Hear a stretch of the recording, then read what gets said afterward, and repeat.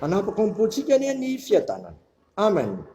Amin'ity andro alahady fa 7 novambra 2024 ity, alahady fa 7 manaraka ny trinité, dia ny anjara mofinaina antsika dia salamy fa 7 andininy 1 no vakina amintsika. 1 milohan'izany aho ivavakisika.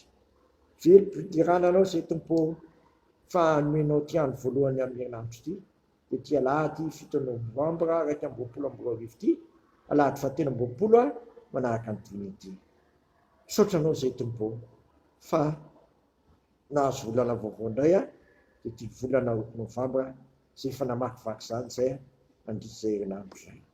Ko mba mitenena indray ianao Jesosy fa mangitahitanao nge ny fananay e, ho tsisy zavatra avy amin'ny teninao ny fonay, mba ho tafatoetra tokoa ny fonay ka hiandrandranao amin'ity tontolo andro ity sy amin'izao herinandro vaovao izao. Amin'ny anaranao Jesosy teny tombanofo naovana izany vavaka izany. Amen. Salamo fa 7 hovakina amintsika. Amin'ny anaran'i Jesosy. Mamindrafo amiko Andriamanitro, mamindrafo amiko fa ianao no olova ny fanahy, ianao amin'ny aliko ny elatrao no olovako aho, mandra-palasa ny loza.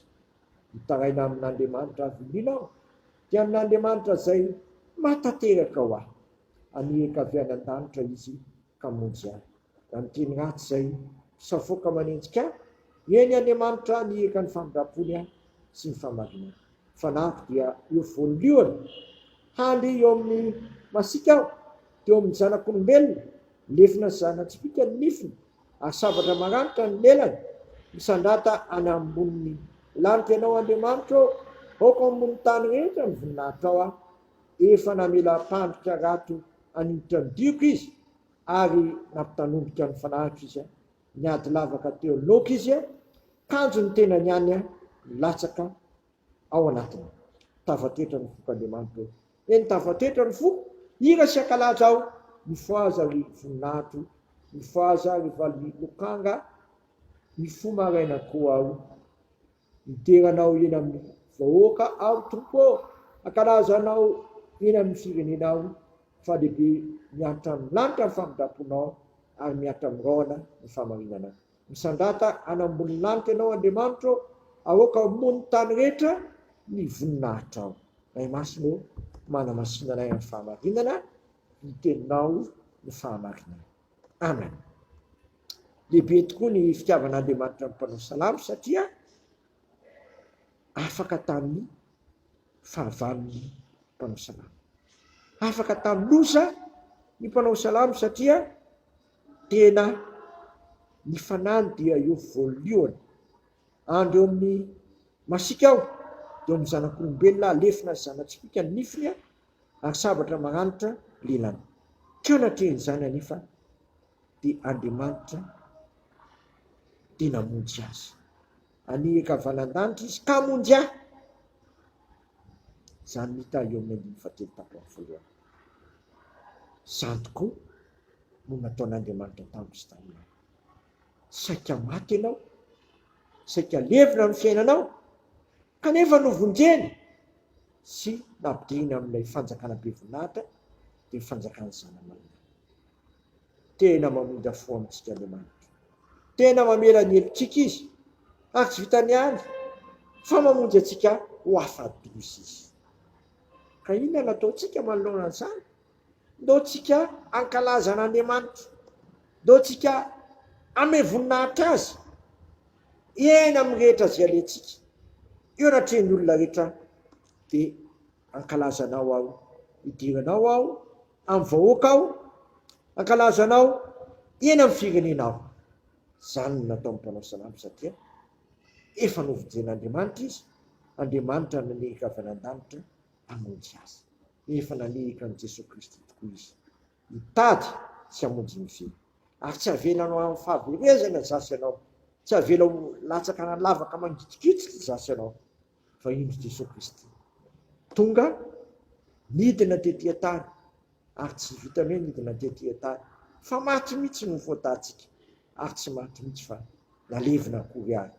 Ary efa nalevina, natsangan'Andriamanitra ny velona izy.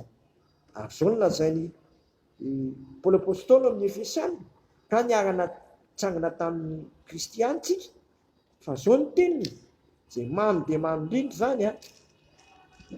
Efesiana 2:2 niarana tsangana tsika ka niarana apetrany any an-danitra ao amin'ny Kristy. Niarana tsangana tsika ka niarana apetrany any an-danitra ao amin'ny Kristy. Koa marina tokoa ilay lazain'ny mpampianatra anay hoe tsarovy fifanandanitra ianao a ka aokanao hitoetra tsara, miorina tsara amin'ny Kristy ka hiteny tahaka amin'ny mpanao salamao hoe tafatoetra ny fok'Andriamanitra ao, eny tafatoetra ny foko ira sakalaza ao ka mba tonga anao tafatoetra tsara amin'Andriamanitra dia aokanao hidiran'Andriamanitra, aokanao hifikitra tsara amin'ny Kristy fa Kristy ihany no mamiazona anao amin'ny herin'ny faherezana sy mahatanteraka anao amin'ny ataona rehetra ho amin'ny sitrapon'Andriamanitra. Satria zao mivolaza eto amin'ity Salamo 112 ty hitaraina amin'Andriamanitra avilianao dia amin'Andriamanitra zay mahatanteraka ao Andriamanitra zay mahatanteraka ao dia hatanteraka anao tokoa ny Andriamanitra amin'ny tontolo andro ity ka aza misaraka aminy fa raha misaraka aminy ianao dia mahantra indrindra. Amen. Velom-piderana anao zay tompo fa nofenonao ny fahalalanao ny sainay ary tafatoetra ao aminao ny fonay. Inona no azo lazainay afa-tsy misaotra anao, mankalaza anao satria tsy mitsahatra anao ny mamindra fonay sy mahafamonjenao anay ary ianao tokoa mahatanteraka ao anay.